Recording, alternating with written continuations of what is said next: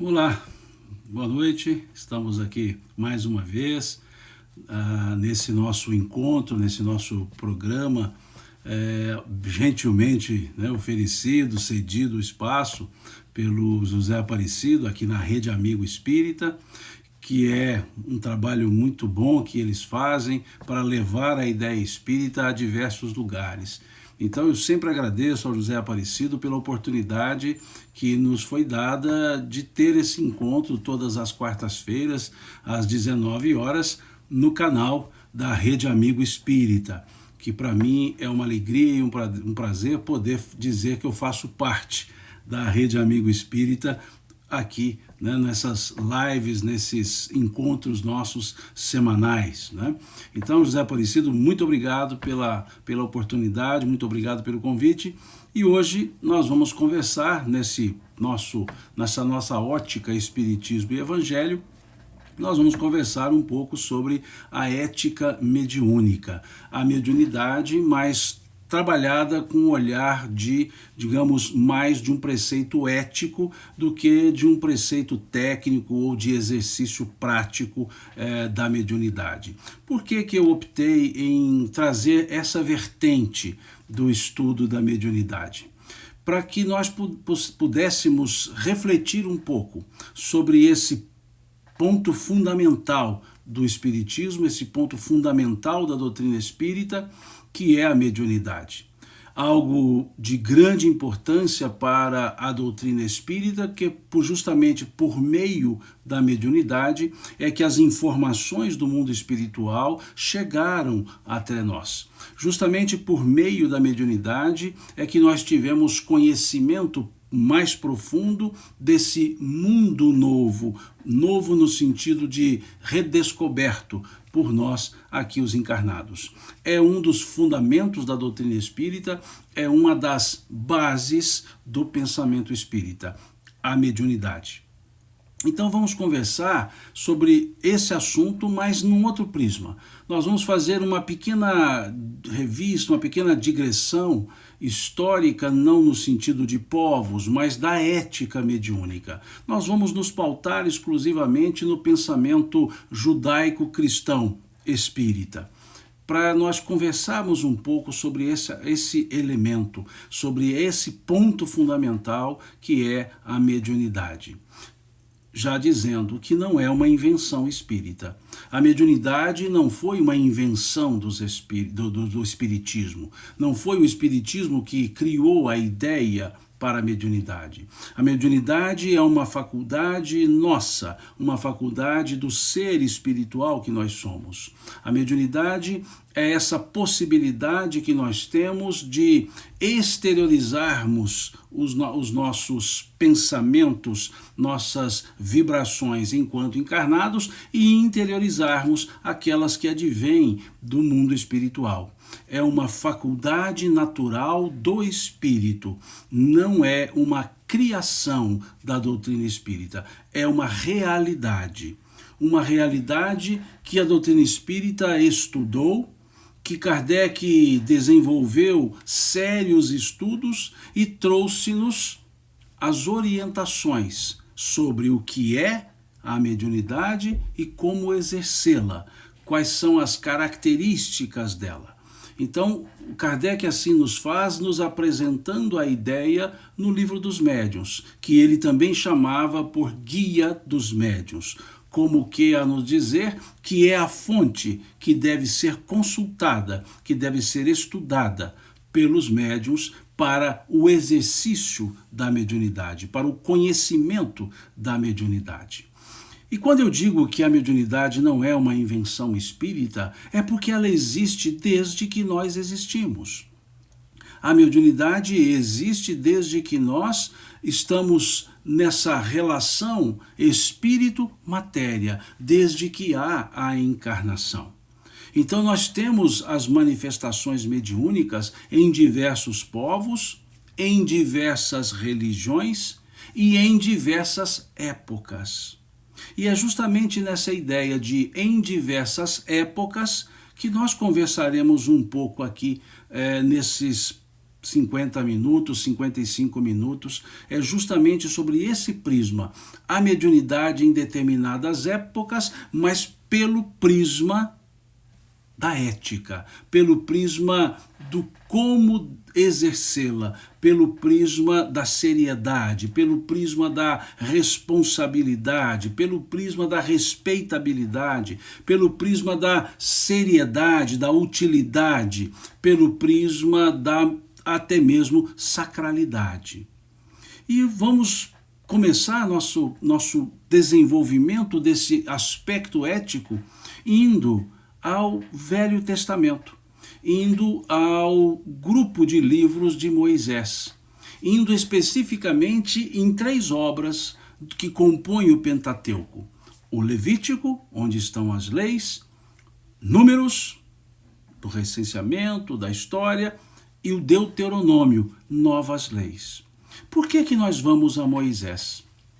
Porque é muito comum nós ouvirmos das pessoas que a mediunidade era algo proibido no Velho Testamento, que a mediunidade seria proibida pela lei de Deus, pela lei de Moisés. E de fato, se nós olharmos o Levítico e o Deuteronômio, nós veremos sim que há uma proibição. Nós veremos sim que Moisés proíbe. Mas a pergunta é: o que Moisés proíbe? Ele proíbe a mediunidade ou ele busca uma forma de regular o uso da mediunidade? Moisés proíbe a faculdade mediúnica ou ele proíbe a forma que era exercida essa faculdade mediúnica? Ou ele proíbe a futilidade que davam as pessoas à faculdade mediúnica? É uma pergunta que nós precisamos responder. E observemos: proibir a mediunidade, como se proíbe aquilo que é natural? Como se proíbe aquilo que é da natureza? E a mediunidade é da natureza.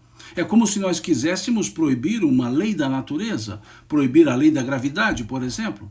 Podemos fazer um decreto, uma lei dizendo está proibida a lei da gravidade, ou está revogada a lei da gravidade. A gravidade continuará existindo, porque ela é uma realidade. Então Moisés, ele não podia proibir a realidade, ele não podia proibir os fatos, mas ele buscava regular a maneira de exercer a mediunidade. Se nós olharmos o Levítico, capítulo 20 do Levítico, item 6, ou versículo 6, nós veremos sim uma proibição. Moisés escrevendo: ai de ti, se te dirigires a um evocador de mortos, virarei meu rosto contra ti e te banirei da face da terra.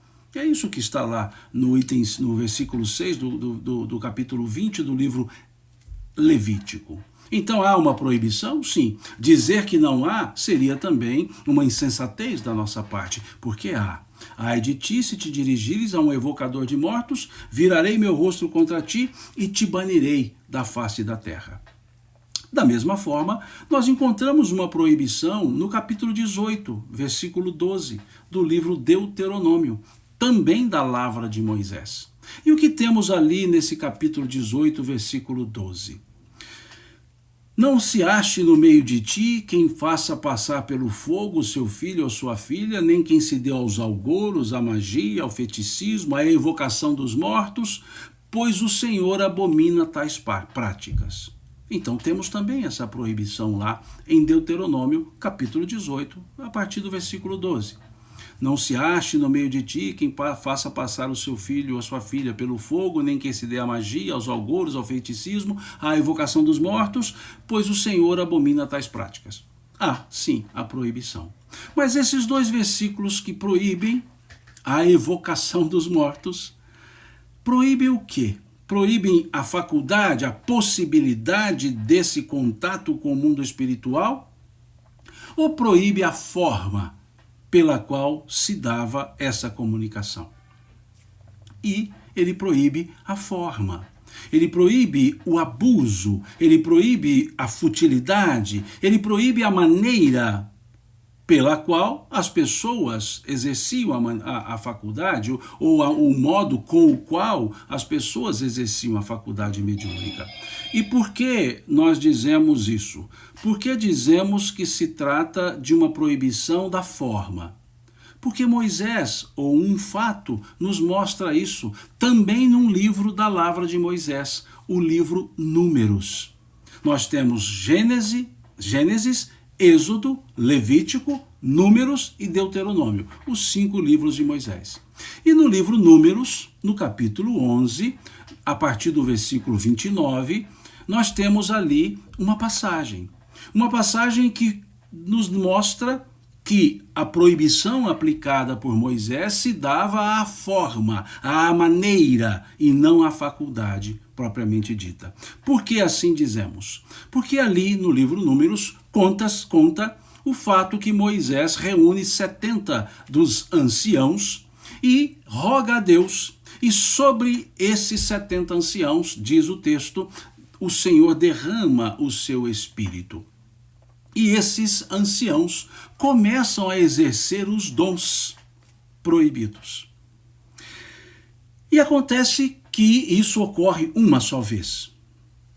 E duas outras pessoas, que não faziam parte do grupo dos 70 anciãos, essas 2 pessoas são nominadas lá no livro Números, no capítulo 11, versículo 29, como sendo Eldade e Medade.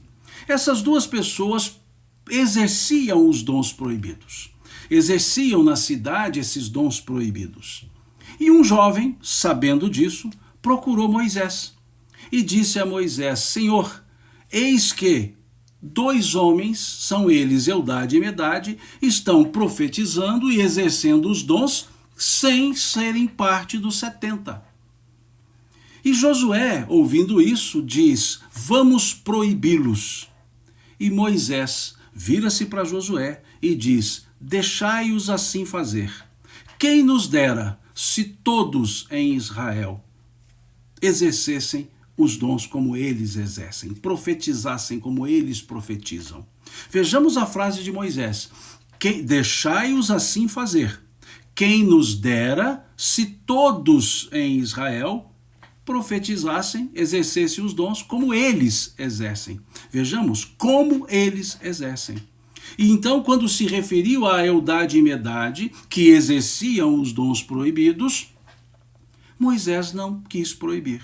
Moisés, pelo contrário, pediu que deixasse que eles continuassem assim fazendo e disse mais: quem nos dera se todos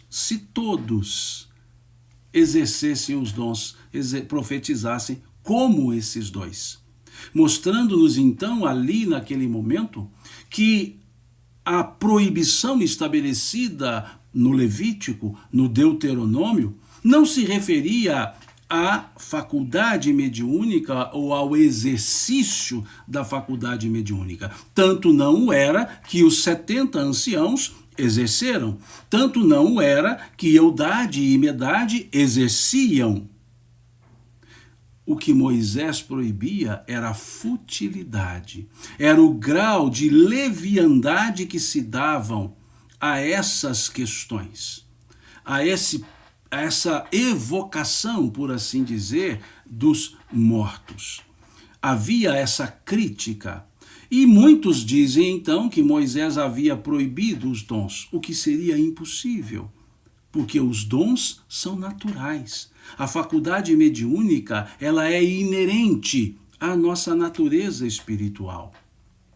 Então ali, na própria obra de Moisés, nós temos o fundamento para dizer que as proibições não eram absolutas, para dizer que as proibições referiam-se mais à forma do que ao mérito do exercício da faculdade mediúnica. E justamente o fundamento que nós trazemos para a análise está na obra de Moisés. Ou seja, o próprio legislador colocou a possibilidade de se exercer a faculdade mediúnica, conforme vemos então no versículo 29, capítulo 11 do livro Números, lá do Velho Testamento, da Lavra de Moisés.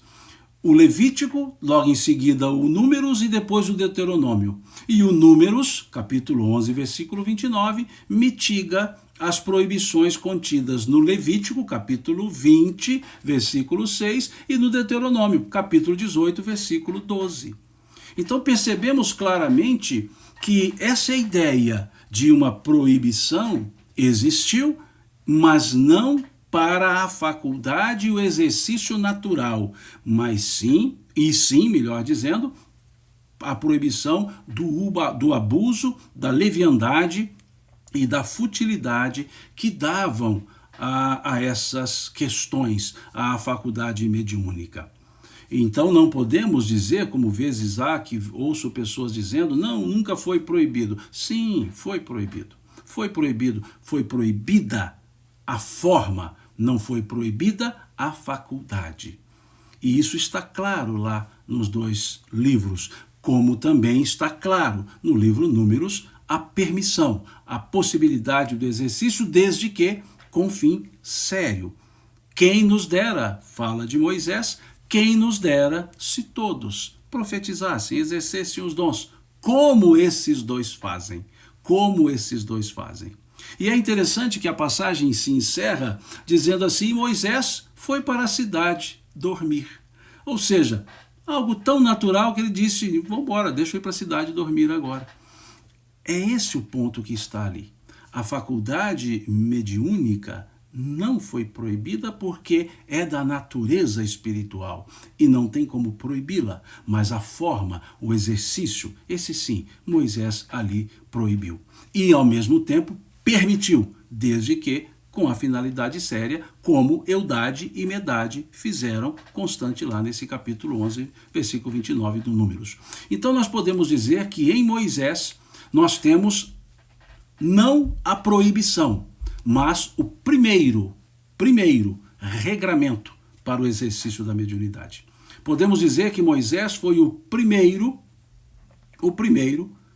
que regrou, que colocou uma regra para o exercício da mediunidade. Então Moisés não é o que proíbe, Moisés é o que regula, é o primeiro regramento, a primeira regra que nós temos para esse exercício da mediunidade, o primeiro olhar com o aspecto espiritual dado à mediunidade. E o uso era natural. Tão natural que nós vemos a passagem constante no capítulo, salvo engano, 28 do primeiro livro de Samuel. Salvo engano, consultem lá. Primeiro livro de Samuel, salvo engano, capítulo 28 desse livro de Samuel. No capítulo 28, salvo engano, nós temos a passagem, salvo engano ainda no versículo 15 à frente, nós temos a passagem de Saul, evocando o espírito Samuel. Saul procura a pitonisa de Endor, e nessa procura ele pede que ela, o termo bíblico, faça subir, é interessante, faça subir o espírito Samuel, para que ele conversasse com o espírito Samuel, para que ele interrogasse o espírito Samuel sobre uma situação de batalha que ocorreria no dia seguinte. E Samuel apresenta-se por meio da pitonisa de Endor e conversa com Saul. Fala dessa impropriedade do ímpeto de Saul e vai dizer a ele: com que fim me chamaste? Ou seja, com que fim me chamaste? Mostrando-nos que há que se ter uma finalidade útil. E Saul pede a pitonisa de Endor que evoque o espírito Samuel para perguntar se teria sucesso na batalha do dia seguinte. E ele ouve de Samuel: amanhã, Israel, tu e teus exércitos cairão, e tu estarás comigo. Amanhã. Ou seja, Samuel ainda responde a ele que não teria o sucesso e que, pelo contrário, ali ele iria sucumbir, o exército sucumbiria na mão dos filisteus e Saul morreria. Fala de Moisés. Veja que esse contato era natural. E algo natural, que eu quero dizer cultural, que também encontramos no livro do profeta Joel, todo o Velho Testamento. No livro do profeta Joel, nós encontramos ali a passagem em que Joel, profetizando, foi nos falar de um momento futuro em que essa faculdade mediúnica pulularia sobre toda a terra.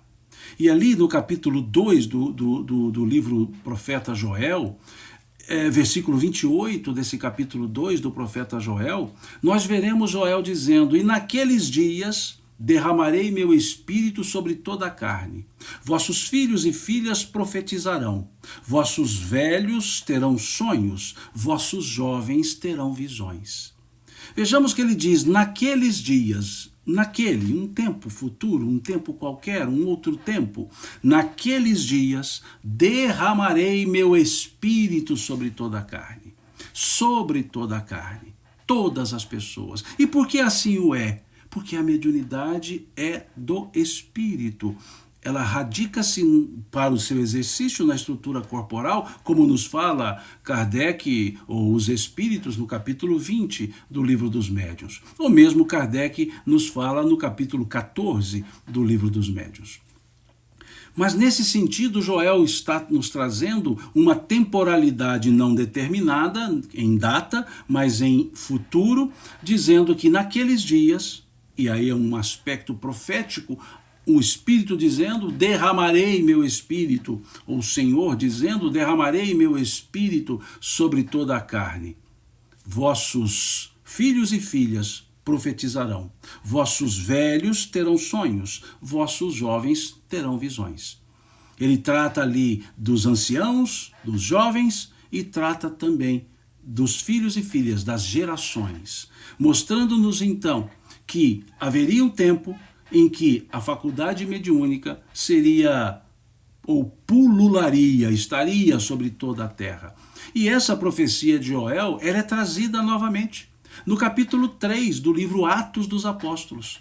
Para falar do fenômeno do Pentecostes, traz-se a mesma ideia de Joel. Aliás, repete-se a profecia de Joel, falando desse aspecto geral, falando desse aspecto para todas as pessoas. Derramarei meu espírito sobre toda a carne. E um ponto interessante, o pronome possessivo meu espírito, significando que é algo que vem do alto, é algo que vem do Senhor, né? O Senhor dizendo, derramarei meu espírito sobre toda a carne, que é a mesma estrutura, a mesma expressão que está lá no livro Números, capítulo 11, versículo 29, quando diz que o Senhor fez descer o seu espírito, pousou o seu espírito sobre os 70 anciãos, sobre Eudade, sobre Medade. Então, mostrando-nos que esse dom, ele é da natureza espiritual, ele é do alto, ele não é ruim, ele não é pejorativo, é um dom, é uma faculdade, que por si só não é moral ou imoral, ela é amoral, ou seja, desprovida de, é uma faculdade, é um dom. O exercício, sim, pode ser moral, moralizante, moralizado ou imoral, aí é outra questão que vemos no capítulo 20 do Livro dos Médiuns, que em outra oportunidade conversaremos sobre isso também. E aí, então, nesse sentido, verificamos que nessa estrutura velho-testamentária, nós temos esse primeiro regramento em Moisés, e mostrando que era natural esse fato, a faculdade mediúnica, tanto ali numa estrutura do rei Saul, evocando Samuel, como também na própria fala do profeta Joel, mostrando-nos esse aspecto da mediunidade como da natureza. Nós temos também, por assim dizer, um segundo regramento. Eu estou usando o termo regramento, para não falar código, regramento. Um segundo regramento, esse primeiro regramento de Moisés, nós podemos chamar que é o regramento da seriedade, ou seja, tratar a mediunidade com seriedade. Então, o aspecto de seriedade colocado no exercício da mediunidade, nós vemos já em Moisés. A preocupação de Moisés em criar esse regramento. Então, o primeiro regramento, Moisés, seriedade. Um segundo regramento, que nós poderíamos dizer um regramento da responsabilidade, nós vemos no livro Atos dos Apóstolos. Atos dos Apóstolos. Lá no capítulo 19, versículo 11 até o versículo 16. Nós temos ali nesse capítulo 19, versículo 11 ao versículo 16, o que eu chamaria de segundo regramento para o exercício da mediunidade. E o que temos ali? Uma passagem em que diz o seguinte: em nome de Jesus, Paulo fazia maravilhas, de sorte que até as suas roupas, quando eram levadas aos doentes, eles se viam curados e limpos dos espíritos malignos. Veja que interessante. Em nome de Jesus, Paulo fazia maravilhas, de sorte que até as suas roupas, quando levadas aos doentes, eles se viam curados e limpos dos espíritos malignos. Eis que, sabendo disso, exorcistas ambulantes, eram eles os 7 filhos do principal dos sacerdotes, começaram a expulsar um espírito maligno, dizendo: em nome de Jesus, a quem Paulo prega, nós dizemos, saia desse homem. Vejamos, eis que exorcistas ambulantes, sendo eles os 7 filhos do principal dos sacerdotes, sabendo disso, ou seja, sabendo que Paulo fazia assim, começaram a fazer e a expulsar um demônio, um espírito maligno, palavra do Evangelho, dizendo: em nome de Jesus, a quem Paulo prega, nós dizemos, saia desse homem. E o espírito maligno, ouvindo isso, respondeu-lhes: Jesus nós conhecemos, Paulo sabemos quem é, e vós quem sois? E vós quem sois? E diz o texto: e o homem endemoniado avançou-se sobre eles, feriu-nos, e eles fugiram. Mostrando-nos que essa relação com os espíritos se dá num caráter de respeitabilidade. Num caráter em que a relação entre o encarnado e o desencarnado na conversa precisa guardar respeito. Não há superioridade daquele que dialoga, senão superioridade moral. E o que essa passagem do capítulo 19 do livro Atos dos Apóstolos nos traz? Uma reunião mediúnica que Kardec, a esse tipo de reunião, chamava de reunião ou reuniões frívolas. Frivolidades. Por quê? Porque Paulo tinha uma autoridade moral, Jesus nem se fala, de maneira tal que um fenômeno até psicométrico, ou por um fenômeno psicométrico, Paulo curava, aspas, com as suas roupas, tocadas nas pessoas. E 2 exorcistas, ou melhor, os exorcistas, 7 filhos do principal dos sacerdotes, sabendo que Paulo fazia isso, começaram a querer fazer igualmente. E diziam, ou disseram, em nome de Jesus a quem Paulo prega. Veja, em nome de Jesus a quem Paulo prega, saia desse homem. E esse espírito maligno, termo do Evangelho, vira-se para esses exorcistas e diz o quê? Jesus nós conhecemos. Paulo nós sabemos quem é. E vós, quem sois? E vós, quem sois? Vejamos a pergunta. Como quer dizer, com que autoridade vocês querem dizer isso? Com que força interior vocês querem? Com esse desprezo a nós mesmos? Então, nessa passagem do Atos dos Apóstolos, capítulo 19, versículo 11 ao versículo 16, ao versículo 17, nós temos um segundo regramento. O regramento de que a faculdade mediúnica precisa ser exercida de forma respeitosa. Respeitosa. Então vejamos, Jesus era Jesus, autoridade plena. Paulo, autoridade moral. E aqueles homens? E aqueles 7? Nenhuma. E quantas vezes em reuniões mediúnicas nós queremos nos valer de autoritarismo? Porque a autoridade, dizem os espíritos no Evangelho segundo o Espiritismo, é aquela autoridade legítima, é aquela que se apoia no exemplo que se dá do bem. É aquela que se apoia no exemplo que se dá do bem. Então é um aspecto de exemplificação, não é de autoritarismo. E é isso que vemos lá no Atos dos Apóstolos. Vejamos então que nós já temos 2 regramentos e não chegamos ainda sequer ao Livro dos Médiuns, mostrando-nos que a faculdade mediúnica existe e que pessoas que entenderam-na quiseram estabelecer regras para o seu exercício.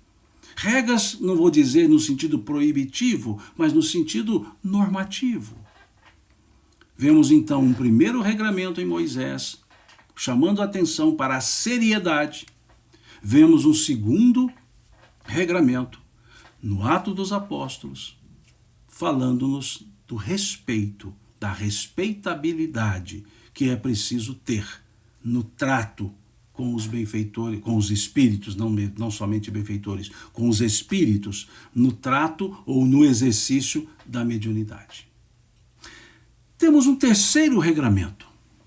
Temos ainda um terceiro regramento, que nós podemos buscá-lo na primeira carta de Paulo aos Coríntios, no capítulo 12 dessa carta. O capítulo 12 inteiro é um tratado de mediunidade. O capítulo 12 da primeira carta de Paulo aos Coríntios é um tratado de mediunidade, um tratado onde ele vai nos apresentar os dons espirituais, as faculdades mediúnicas. Vai dizer ele, vários são os dons, mas um só é o Senhor. Há diversidades de carismas, de dons, mas o Espírito é o mesmo. Aliás, ele já começa o capítulo 12 com essa frase. Justamente nesse sentido, vários são os dons, mas o Espírito é o mesmo. E depois, lá no versículo 3, versículo 4, ele vai dizer, vários são os dons, mas um só é o Senhor. Como que a nos dizer que todos esses dons espirituais advêm do plano espiritual maior, da nossa natureza, do Senhor. Mas o regramento que percebemos em Paulo está nesse capítulo 12 da sua carta aos Coríntios, mas está no versículo 7, quando ele vai dizer, os dons do Espírito são dados a cada um para aquilo que for útil. Olha que força essa frase do apóstolo Paulo. Os dons do Espírito são dados a cada um para aquilo que for útil. Qual é esse regramento? Utilidade. Utilidade no exercício da mediunidade. Seriedade na ideia mosaica. Respeitabilidade no Atos dos Apóstolos. E utilidade nessa carta de Paulo aos Coríntios, na primeira carta, capítulo 12. Os dons do Espírito são dados a cada um para aquilo que for útil. E aí a pergunta, vemos utilidade no exercício da mediunidade? Se não vemos, estamos descumprindo um dos preceitos, a utilidade. Em outras palavras, a mediunidade não foi feita para inutilidades ou para futilidades. Dizem que certa vez uma senhora procurou Chico e procurou para pedir uma orientação de Emmanuel. E nesse sentido, então, ela diz a ele, o Chico pergunta, mas você quer uma orientação de Emmanuel para qual utilidade? Ela diz, não, é porque a minha filha vai se casar, ela morava em São Paulo, ela disse, minha filha vai se casar e eu queria que você perguntasse a Emmanuel, porque eu sou a mãe da noiva, e eu preciso saber com que roupa eu deveria ir, porque a mãe da noiva tem que ir bem vestida, então eu queria que você verificasse com Emmanuel qual roupa eu deveria usar para acompanhar minha filha no casamento. E Chico, chiquianamente, olhou para a moça, para a senhora e disse, olha, Emmanuel está me falando aqui que lá em São Paulo, na sua cidade, tem um médium tem um espírito muito melhor do que ele para esses assuntos. Ele se chama Denner. Denner era um estilista da época. Ou seja, Chico dizia para essa senhora, vá procurar quem é do assunto, quem entende do assunto. É algo importante para você, para o exercício social, então procure os meios sociais para isso. Então ele disse, lá Emmanuel está me dizendo que lá em São Paulo tem um espírito muito melhor para esses assuntos, se chama Denner. Quantas vezes nós queremos buscar o mundo espiritual para esse tipo de futilidade? Para as brincadeiras. E não faltam espíritos levianos para responder às brincadeiras. Basta olharmos a questão número 100 do Livro dos Espíritos e veremos a classificação dos espíritos. E dentre eles, a terceira ordem, a 10ª classe, os espíritos levianos, zombeteiros. Então é preciso ter utilidade no exercício da mediunidade. As nossas reuniões, as reuniões mediúnicas, precisam ter utilidade e não somente obrigatoriedade da existência ou simplesmente puro exercício fenomenológico, sem um fim útil. E onde encontramos essa sugestão, esse regramento? Carta de Paulo, primeira carta de Paulo aos Coríntios, capítulo 12, a partir ali do versículo 7, 8 e assim segue. Aliás, eu sugiro que leiam o capítulo 12 todo da primeira carta de Paulo aos Coríntios, porque ele vai tratar. Lá ele vai dizer, vários são os dons, mas um só é o Senhor, e vai dizer, a uns pelo Espírito foi dado o dom do entendimento, a outros pelo mesmo Espírito o dom do conhecimento, a outros pelo mesmo Espírito ainda o dom de discernir os espíritos, a outros pelo mesmo Espírito o dom de falar em línguas, e a outros pelo Espírito igual o dom de entender as línguas. Ali Paulo vai descrevendo os dons da mediunidade, as faculdades mediúnicas. E é interessante, numa delas, ele dizer o dom de discernir os espíritos, discernir os espíritos. Isso está na carta de Paulo, capítulo 12, da primeira carta de Paulo aos Coríntios. Então ali temos por assim chamar, nessa didática que eu estou dizendo, isso não é absoluto, óbvio, nessa didática, o terceiro regramento, utilidade. Primeiro regramento, seriedade, Moisés.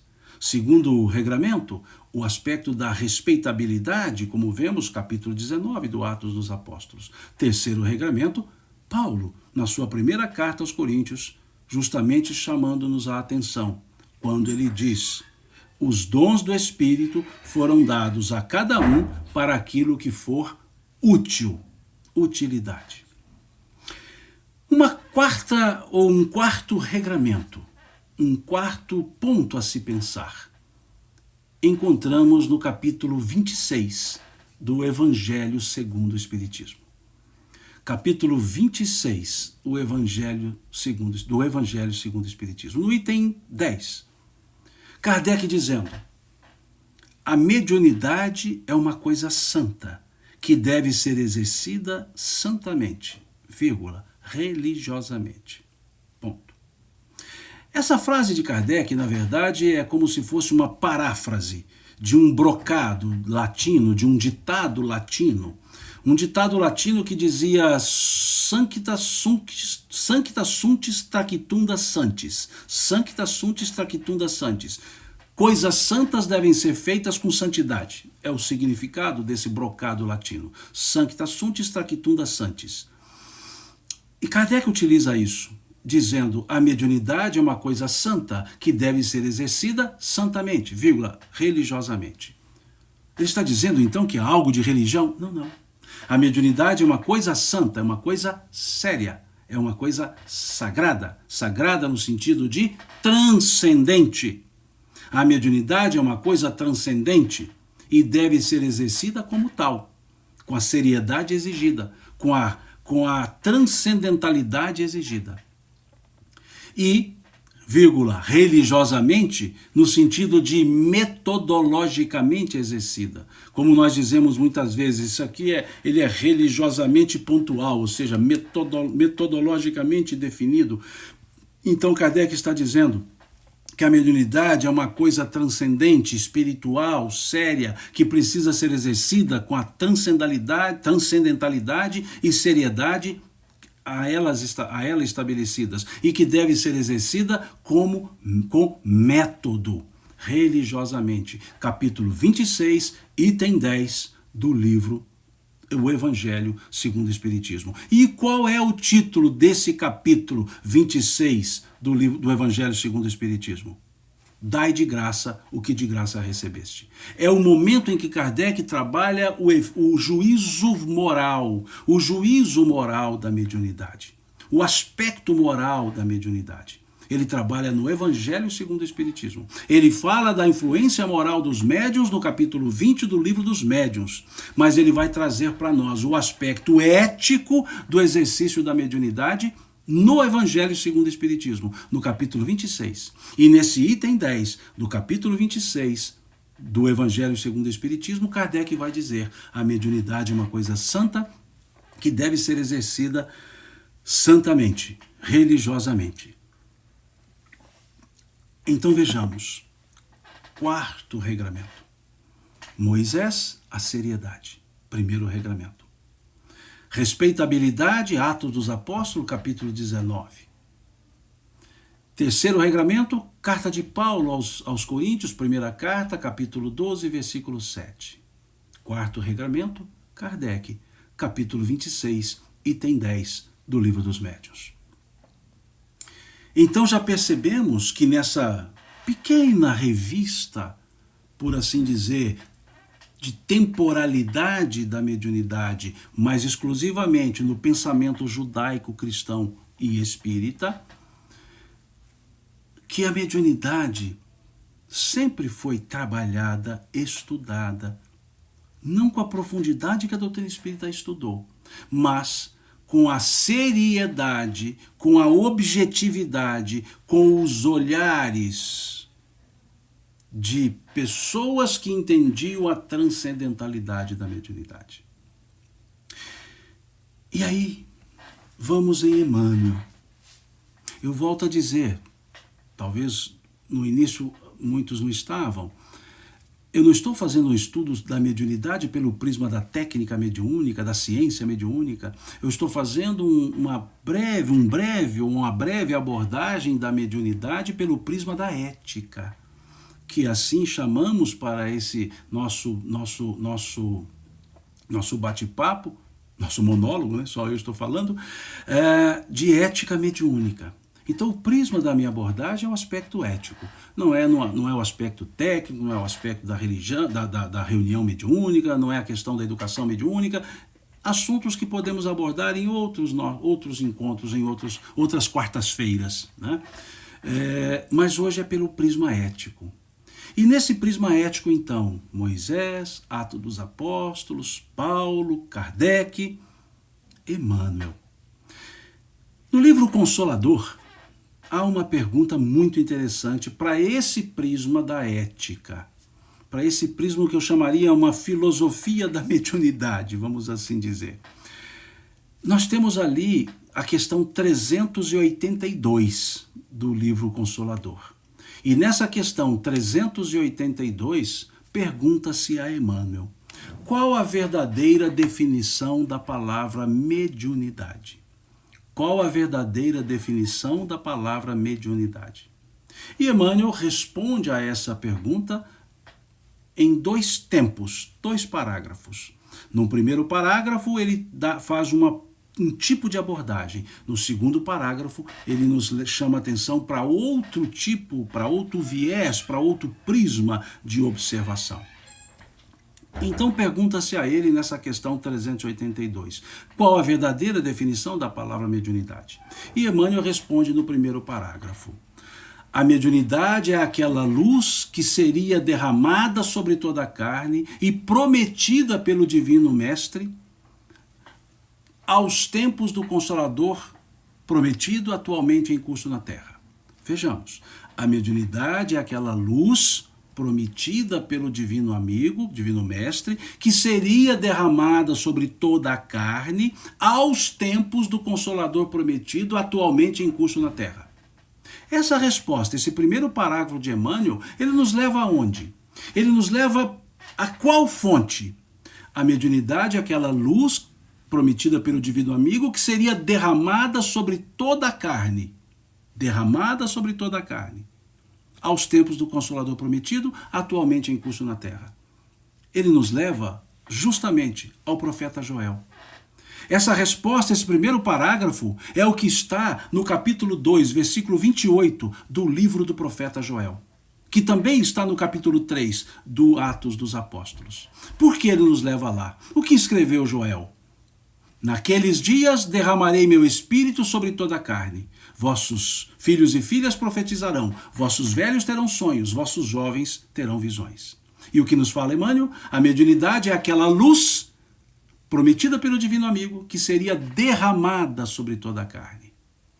O que diz Joel? Derramarei meu espírito sobre toda a carne. Emmanuel vai chamar esse espírito de luz. E vai acrescentar um ponto. Emmanuel vai dizer que é a luz prometida pelo divino mestre. Divino mestre? Jesus. Então ele vai acrescentar lá que quem disse isso a Joel foi Jesus. Por isso o verbo em Joel está derramarei meu espírito. É alguém dizendo para Joel. E Emmanuel na questão 382 vai dizer que quem disse isso a Joel foi Jesus. É aquela luz prometida pelo divino amigo que seria derramada, divino mestre, que seria derramada sobre toda a carne. E vejamos que na profecia de Joel ele diz, naqueles tempos, naqueles dias derramarei meu espírito. Naqueles dias, ou seja, num tempo determinado. E Emmanuel vai dizer, qual é o tempo determinado? Quando ele diz, aos tempos do Consolador atualmente em curso na Terra. O que é aos tempos do Consolador atualmente em curso na Terra? O advento do Espiritismo. O que nós tivemos? Um movimento mediúnico enorme, de grande proporção no mundo todo. O fenômeno de Hydesville, das irmãs Fox. Os movimentos sematológicos, as mesas girantes, os movimentos sematológicos na Europa. Grupos de estudos aqui no Brasil no final dos anos 40 do século XIX, estudando também o movimento sematológico no Nordeste, na região, em Pernambuco, estudando esses fenômenos. O mundo todo percebendo essas manifestações espirituais, a tipologia, a sematologia, os efeitos físicos, a pneumatografia, a pneumatologia, a pneumatofonia, fenômenos de efeitos físicos. Derramarei meu espírito sobre toda a carne. E o profeta Joel foi dizer naqueles tempos, ou seja, haveria um tempo correto, um tempo certo para isso. E Emmanuel foi dizer, o tempo certo para isso foi quando o advento da doutrina espírita.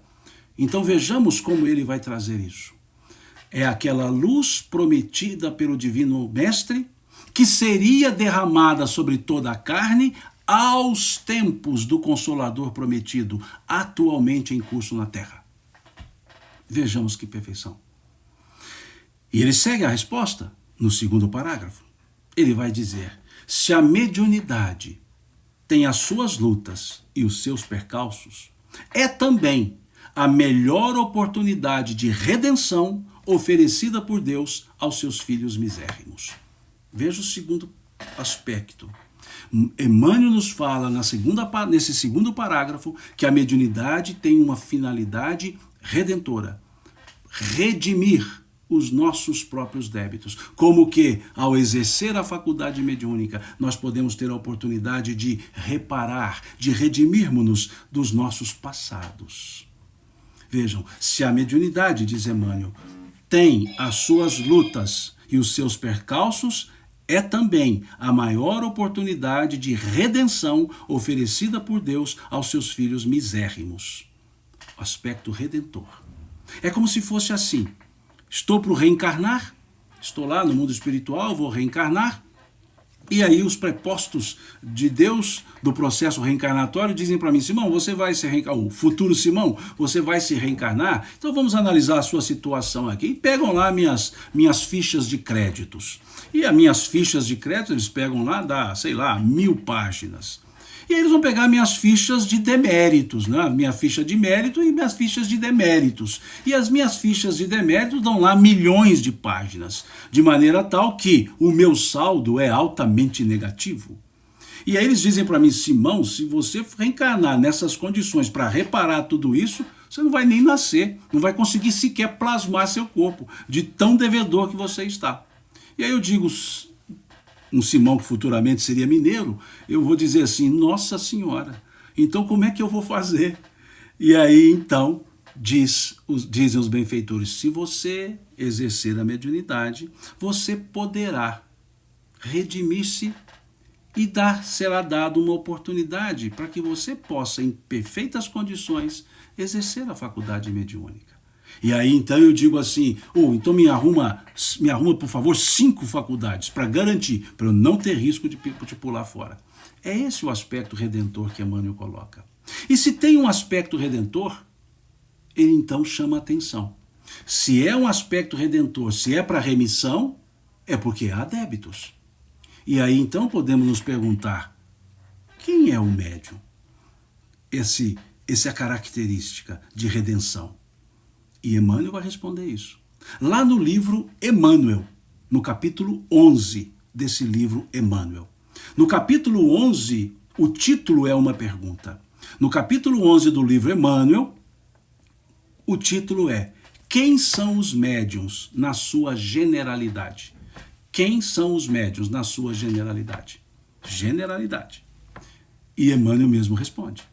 Os médiuns, em sua generalidade, não são missionários na acepção comum do termo. São almas que fracassaram desastradamente, que contrariaram sobremaneira o curso das leis divinas e que resgatam sob o peso de severos compromissos e ilimitadas responsabilidades o seu passado obscuro e delituoso, constantemente enodoado de clamorosos erros e graves deslizes. Vejam a fala de Emmanuel. Na generalidade, existem os missionários? Lógico que existem. Por isso ele disse, os médiuns na sua generalidade não são missionários. Ele não disse na sua totalidade. Existem os médiuns missionários. Muitos médiuns missionários.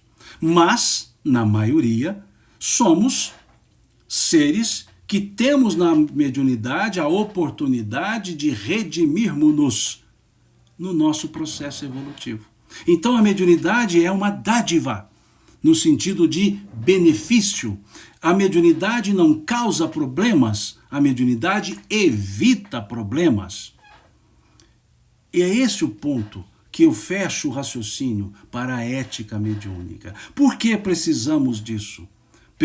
Por que precisamos da seriedade lá trazida por Moisés? Da respeitabilidade trazida por Paulo, trazida no Atos dos Apóstolos, a utilidade trazida assim na carta de Paulo aos Coríntios, primeira carta, e há o aspecto da transcendentalidade, da sacralidade trazido por Kardec no capítulo 26, item 10 do Evangelho segundo o Espiritismo. Porque são oportunidades que temos para o exercício e a redenção trazida no raciocínio de Emmanuel, no segundo parágrafo da resposta à questão 382 do Livro dos Espíritos. O elemento ali de redenção mostra-nos que é preciso uma ética para o exercício, para que ela possa ter a utilidade para os outros, para os espíritos e para o próprio médium.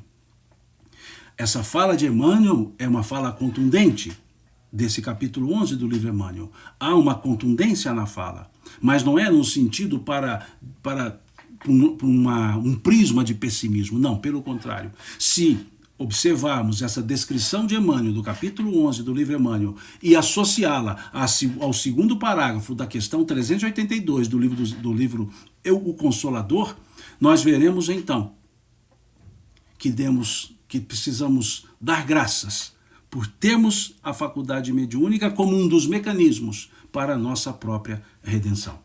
Isso é o aspecto da mediunidade pelo prisma da ética, pelo prisma do exercício com seriedade, respeitabilidade, utilidade e transcendentalidade. Agradeço a todos vocês pela paciência de nos ouvir, por mais esse nosso dia de estudo, que felizmente, volto a agradecer o convite do José Aparecido para todas as quartas-feiras, às 19 horas, participar aqui da Rede Amigo Espírita. Uma rede que muito faz pela divulgação do Espiritismo, como outras rádios também, né, que fazem esse trabalho de divulgação. Então, eu agradeço mais uma vez a vocês, Zé Aparecido, por essa oportunidade. E, se Deus quiser, mineiramente falando, se Deus quiser, na próxima quarta, às 19 horas, estaremos, né, conversando. Estaremos aqui mais uma vez para conversarmos sobre um outro assunto, sobre um assunto dentro desse título que nós demos a essa live das quartas-feiras, das 19 horas, Espiritismo e Evangelho. Um tema do Espiritismo ou um tema dos Evangelhos nós abordaremos na próxima quarta-feira, às 19 horas. Deus lhes pague pelo carinho, Deus lhes pague pela atenção. E até uma próxima oportunidade. Muito obrigado.